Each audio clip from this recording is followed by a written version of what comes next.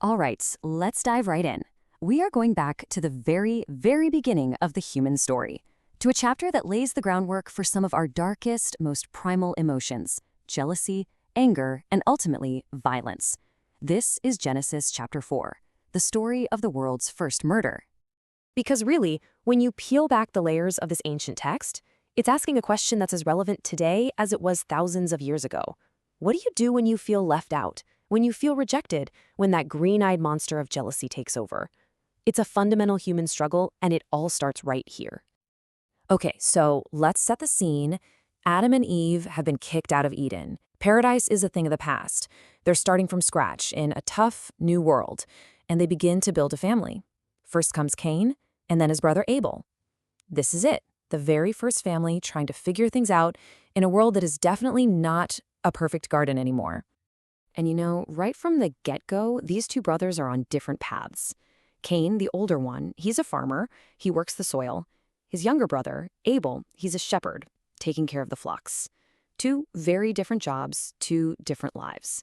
And this distinction is going to be super important in just a moment. And this brings us to the moment where everything changes. In time, both brothers decide to bring an offering to God. A gift from their hard work, a sign of respect. But this act, which is supposed to be about connection, is actually what's going to drive them apart.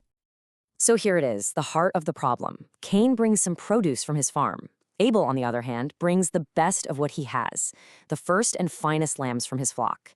And the text is blunt. God accepts Abel's gift, but for whatever reason, he rejects Cain's. Now, people have argued for centuries about why. Was it the gifts itself or Cain's attitude? But the result is the same. One brother gets the thumbs up, and the other gets shut down. And Cain's reaction? It is immediate, and it is intense. We're not talking about simple disappointment here. This is white-hot rage. The scripture says he was very wroth, and his countenance fell. You can just picture it. His face darkens, his fists clench. That feeling of rejection is boiling over into something much, much uglier.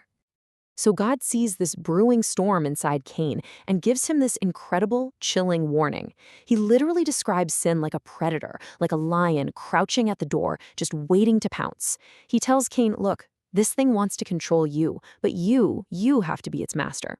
The choice and the responsibility is put right in Cain's hands.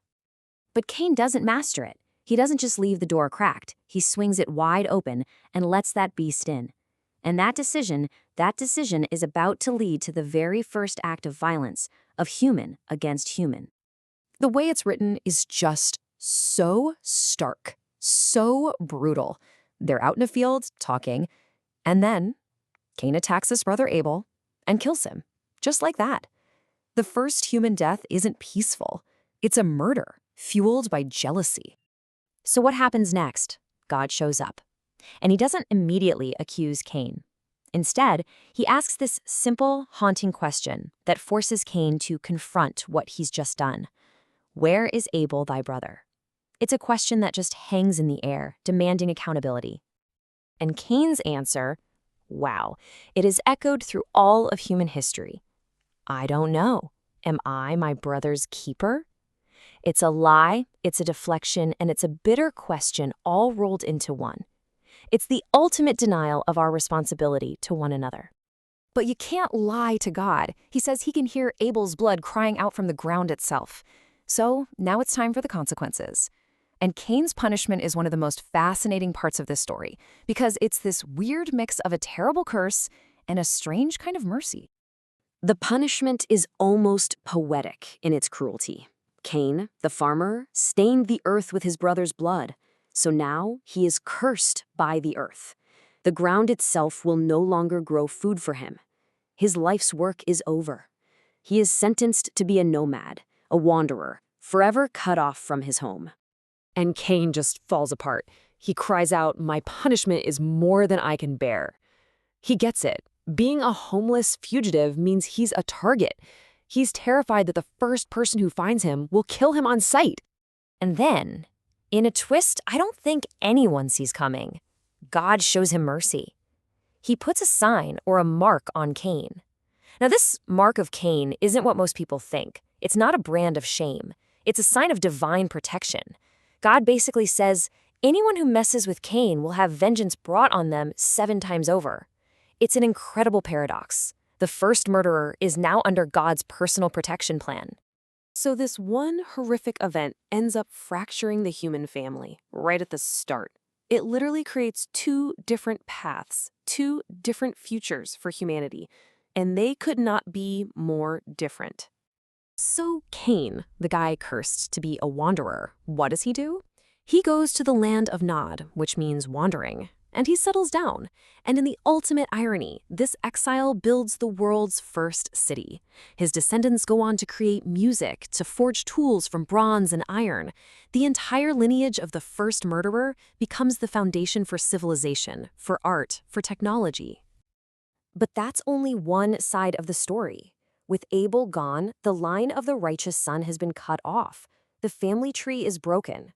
If the story of humanity is going to move forward in a positive way, there has to be another chance, a new source of hope. And that hope comes in the form of a third son named Seth. And Eve's words here are just so poignant. She says God has appointed her a new son to take the place of Abel, for Cain slew him. She sees Seth as a divine replacement, a do-over. And it's Seth's family line that will become the main focus for the rest of Genesis, a stark contrast to the path Cain forged. So that's the legacy we're left with from this story. 2 tracks for humanity. One, from Cain, gives us cities, art, and industry. Civilization that was, let's not forget, born from violence. The other, from Seth, represents a path of faith and new beginnings.